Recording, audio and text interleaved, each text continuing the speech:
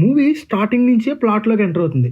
అలా ప్లాట్ లోకి ఎంటర్ అయిన తర్వాత కొంతసేపటికి హీరో ఇంట్రడక్షన్. తేజ ఎంట్రీ అయితే చాలా స్టైలిష్ గా ఉంటుంది. డీసెంట్ లుక్ తో స్టైలిష్ ఎంట్రీ ఇస్తారు తేజ. మూవీ ఫస్ట్ హాఫ్ మొత్తం కొద్ది కామెడీగానే జరుగుతుంది.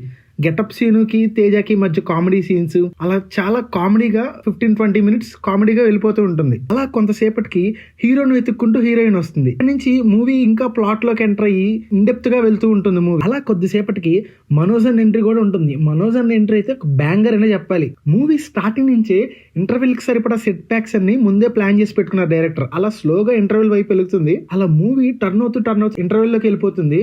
ఇంక ఇంటర్వెల్ ఉంటుంది భయ్యా, పీక్స్ అంతే. ఒక డీసెంట్ ఇంటర్వెల్ అని చెప్పాలి. అలా ఫస్ట్ హాఫ్ కంప్లీట్ అవుతుంది. ఇంకా సెకండ్ హాఫ్ విషయానికి వస్తే second half soul of the movie అని చెప్పాలి. ఫస్ట్ హాఫ్ అంతా ఒక ఎత్తు అయితే సెకండ్ హాఫ్ అంతా ఒక ఎత్తు. Second half first 5 minutes flash back లోకి వెళ్తుంది. మనోజ్ అన్న ఒక ఫ్లాష్ బ్యాక్ ఉంటుంది. ఆ ఫ్లాష్ బ్యాక్ గురించి చెప్తూ ఉంటారు.